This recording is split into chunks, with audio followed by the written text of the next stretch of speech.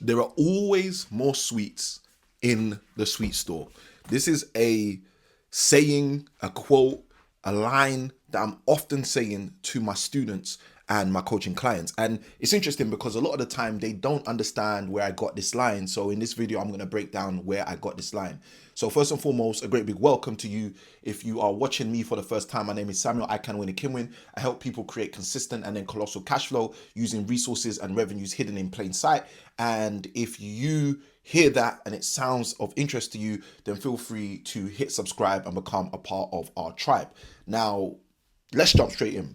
There's always more sweets in the sweet store, there's always more cookies in the cookie store, and there's always more. In the book of Jeremiah, I'm going to start with something on the kind of more morbid or negative side, just so you can see what I'm talking about very clear, and then I'll go into the positive side so we can use this and leverage it all the way out of here.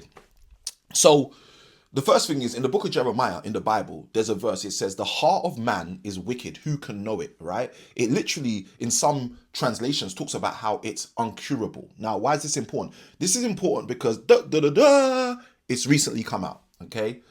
There has been a request led by Ghana in the UN. And I know you might be thinking, Samuel, you usually talk about real estate and property and cash flow creation and wealth development. How comes you're talking about the UN? Because this is slightly connected. All right. So the African diaspora, let me just use that as a general term. Okay. But there's been a move for a request for reparations. Okay. And this is in no way my stance on reparations. If you want to know my stance on reparations, let me know in the comments below. But nonetheless, the diaspora of Africa have said, look, we believe that reparations should be paid for chattel slavery, the process of slavery and what has happened in the black community for an extended amount of time, which only ended not so long ago. Now, interestingly enough, being based in the UK, I've heard so many arguments, let me not say all of the arguments, but so many arguments against so many aspects of slavery. Oh, it happened years ago. Oh, it had nothing to do with me. Oh, that was our ancestors. And all of the stuff that if you are black in any way, shape or form, you've heard of, all right? If you have skin of a darker shade, then you have heard of, right? But here's the thing that's super interesting.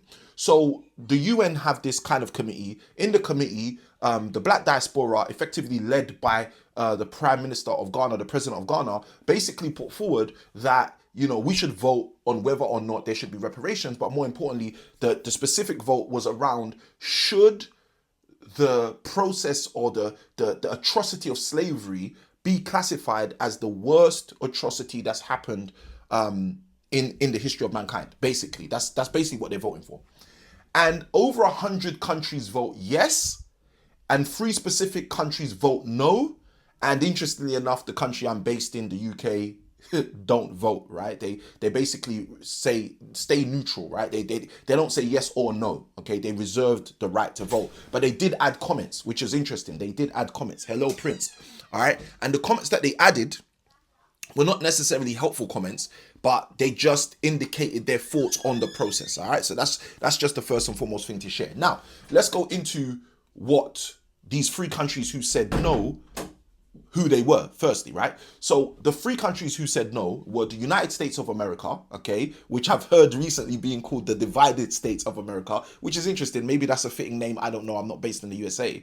But the United States of America, Argentina, and the USA's most recent pow, pow, pow, pow, pow, pow. And I'm using the pow, pow, pow, pow, pow, pow to express how much they're showing on the world stage their relationship, even though they've been very close for a long time, but Israel.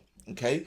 And basically what's recently happened is the spokesperson on behalf of the USA has revealed and shared why the USA do not think it's fitting to allow this to be recognized as one of the most greatest atrocities, or as the greatest atrocity that's ever happened. Now, I got my own views. I feel like spilling my views right now, even though again it's not going to touch on wealth, etc. But for those of you who don't know what reparations are when a country, state, community, company or organization recognizes that it has done something wrong, and as a result it pays out some form of financial aid to the group of people whom which they did the wrongdoing to. Okay, so this could be generations later. So you're paying the great grandchildren who are the beneficiaries, and also the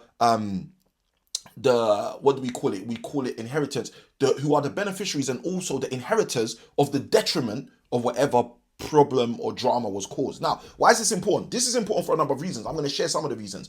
So one of the reasons this is interesting to me is because Israel, the nation of Israel, which interestingly enough is one of the nations that decided to vote against this being one of the greatest atrocities for, there's so much I want to say. So let me just break it down like this. Israel, which most people know as quote unquote the home of the Jews, right? The indigenous Jews, Israel, right? Apparently are one of the three people that have decided to say, no, they don't believe this should be classified as one of the greatest atrocities of all time. I feel as though one of the reasons might be because Israel are very good at leveraging what the world has had marketed to them as one of the greatest atrocities of all time. That's them, right? That's them. That's the Holocaust, right? So the Holocaust is something that has been marketed to the world. And when you say market to the world, Samuel, are you anti-Semitic? Are you why would you say that, right? The reason I'm saying that is because I used to work in schools. So I know in schools, which is one of the primary places in the last 300 years that most people have developed their views from or through, that's one of the things that is sold to us as one of the greatest atrocities on the planet, right? In America, to the best of my knowledge, black history isn't even taught. In the UK, definitely, like, the depth of slavery is not taught. So as a result, it's easy to consider that the Holocaust is potentially one of the greatest atrocities known to man. Now, obviously, on a statistical level, because my background is statistics, if you just look at numbers, very quickly, the Holocaust stops being one of the greatest atrocities known to mankind. Now, the reality is, this is not my attempt in saying that these are not great atrocities in any way, shape, or form. And I'm not one of those choose your evil kind of people either, right? Okay, this was worse than that. Like, I don't really think with that mentality. This is more me sharing what's happening on a global stage for us to have an understanding of certain things and how they work, right? So let's come back to the context of this. The reason why this is relevant is because it involves reparations. The reason why reparations are relevant is because it's a way in which wealth can change hands, and it's one of the mechanisms in which wealth can be created as well, all right? From a seed perspective. Now, Samuel, how can you say that? Well, I can say that because Israel, interestingly enough, who are one of the people who voted that no, the slavery of Africans from Africa spread across multiple nations shouldn't be classified as one of the greatest atrocities of all time, and thus reparations associated it maybe potentially shouldn't be paid. I don't know their stance on that. The reason why that's interesting to me is because Jews received reparations through means of what they experienced through means of the Holocaust. Okay, so that's very interesting that someone who received benefits from going through detriment do not perceive that a detriment that statistically is of extremely greater numbers than its detriment should be classified as a greater detriment. Okay, so that's one thing I find interesting. Now, let's just go into this, right? Now, every nation who has been stated as declining their vote or choosing no, okay, specifically those nations that chose no, Argentina, Israel, and the United States of America, are going to have their reasons, and let them have their reasons. It's even came out that the spokesperson on behalf of the USA shared their reason, and part of their reason was they don't believe in accrediting reparations to crimes or for crimes that were committed prior to that crime being classified as a crime on an international stage, right? That's kind of my loose way of expressing it and explaining it. But the reason why that's interesting is because that's really, really weird, all right? Because there's a lot of crimes that today we classify as crimes, and we understand that they're heinous regardless of the fact that in the past they were classified as heinous or whatever, etc. And if you can right a wrong, or at least do your best to close to right or wrong, that's typically what's expected when things go wrong, okay? And again, I've already mentioned in this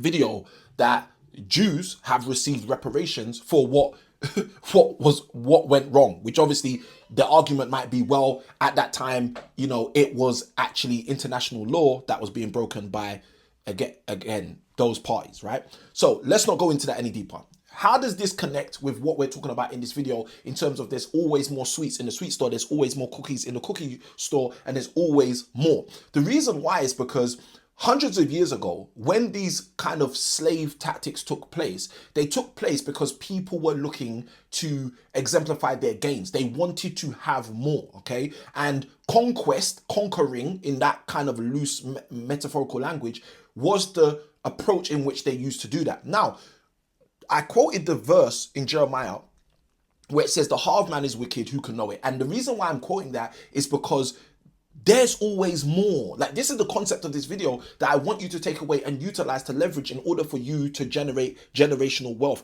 Recognizing that there's always more, there's always more, there's always more. You might think that it's done for sure, but I'm here to tell you there's always more. Now, I'm going to explain to you from a more productive and positive way how I show my clients this and show my students this close to every single day. All right. Now, let's take the analogy, the sweet store.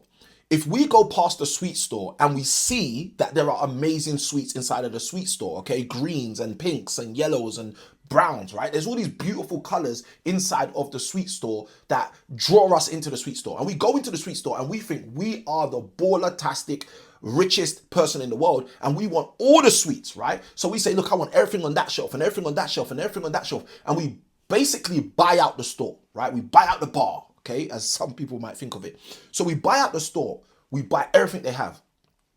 And when we leave the store with our multiple Ubers carrying all of our sweets, the store's empty. Now, naturally, what most people will think is they're finished. The store's done.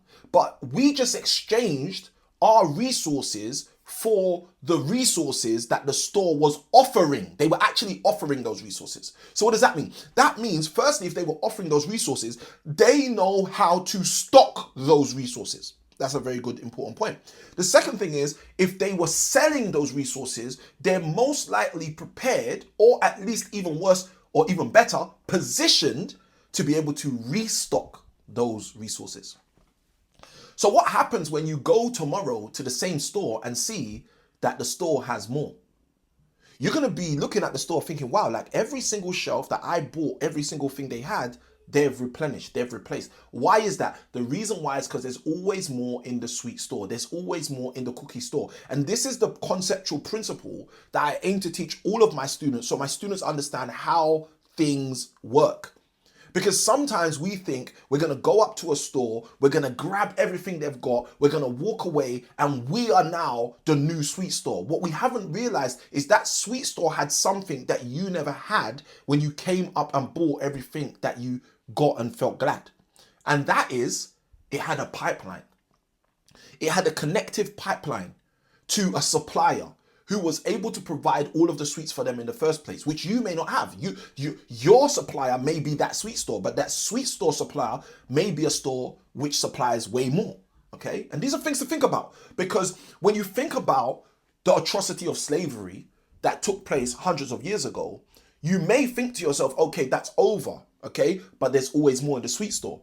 And how that may show up in the next iteration or the next iteration may not be how you expected it to show up. It's the same as a sweet store. It's the same as a coaching program. I've had clients that have thought, okay, I'm going to join Samuel's program and I'm going to get every single thing that he knows off of him within a 90-day program or within a 12-month program. Now, let me share something with you.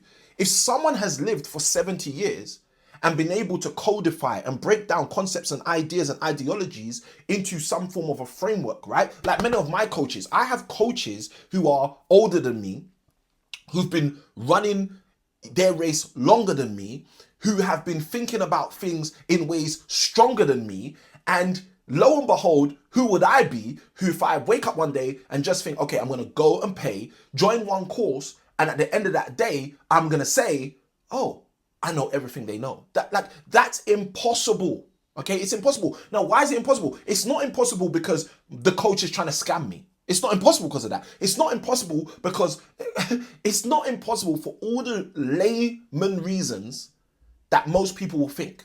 It's not impossible because the constraint that is going to stop me from getting every single thing that person knows is the constraint of time. It's a constraint outside of the hand of the coach.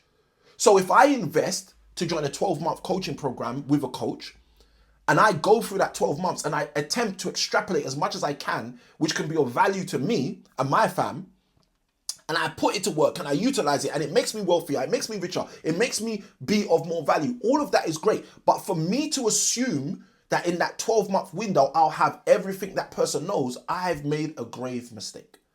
And I wanted to do this video because so often in the past, I've come across people who think with that mentality.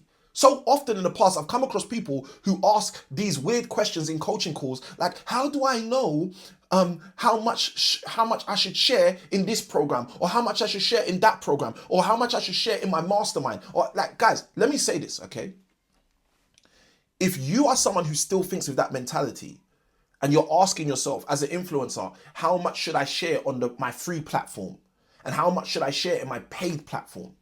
Or if you're an investor and you're thinking to yourself, well, how much should I invest with these people? Or like, what you have to understand is there's always more in the sweet store. So by saying that, I'm saying to you that the people that you're thinking about in that limited capacity are not limited people.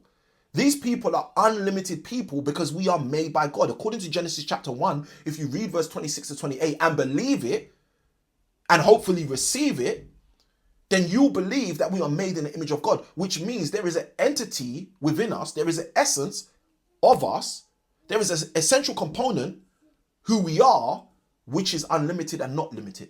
And when you start thinking about it from that perspective, you start realizing something. You start realizing, well, hold on a minute. If this person has an unlimited essence to them, then how can I take everything they know about even one area? Let's say that one area is real estate and property investment, and get all of that in an hour. But this person was an estate agent as in their first full-time job at the age of 19.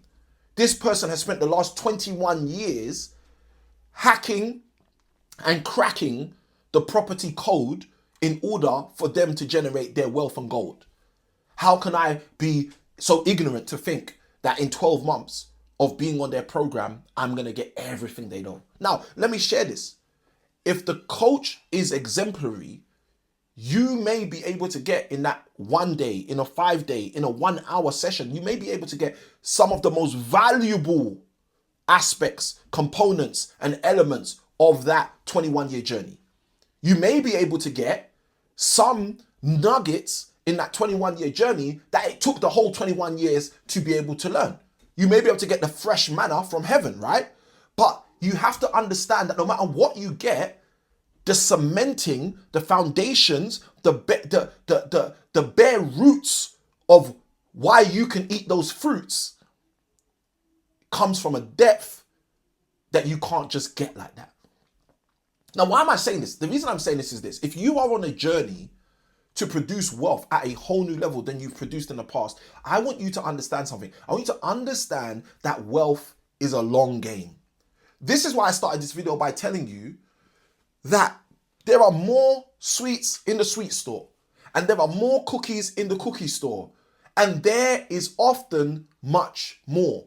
Because it doesn't matter whether it's on a global or international stage where people are having conversations about reparations. It doesn't matter whether it's on a national stage where you're talking about your business investigations. It doesn't matter whether it's a local situation where you're literally just talking about your own progress in a nation. The reality is, in all of these things, there's more.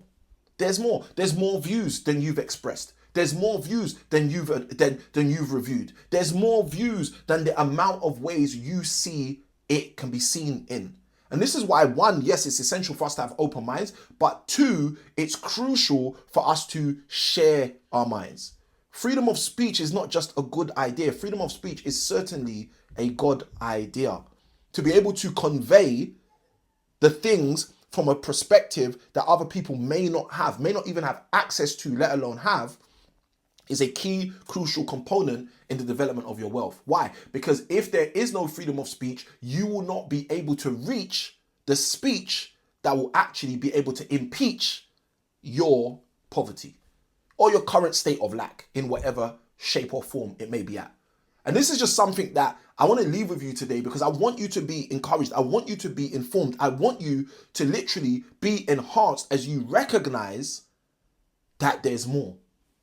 You see, sometimes we get to a certain level in our wealth creation, which might be a plateau. You might be at £17,489 and 21p every single month in your recurring revenue, but you might not have realized that although to you, you've broken through, to someone else, they look at you and wonder when you're going to pull up your big boy pants.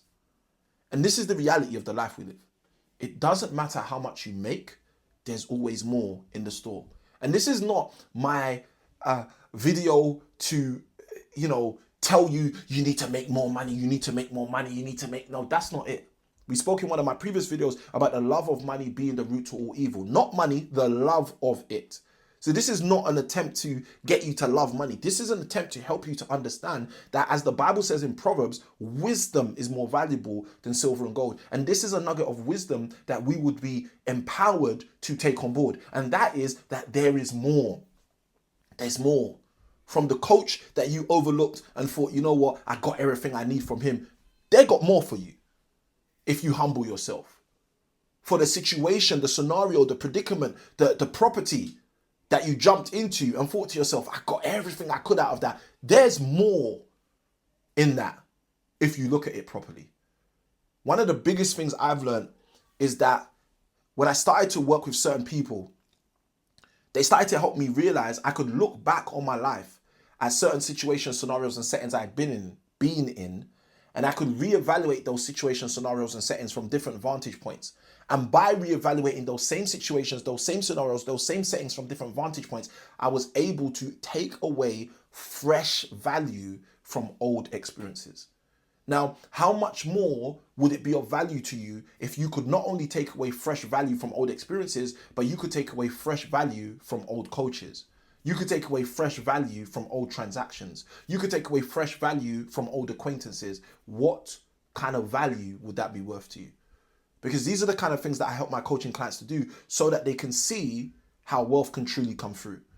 Because I submit to you that there's most possibly and probably a door in your life that you have closed because in your mind you thought that door is old. But what I'm saying to you is even that sweet store, when you've bought everything out of the store, can still have more.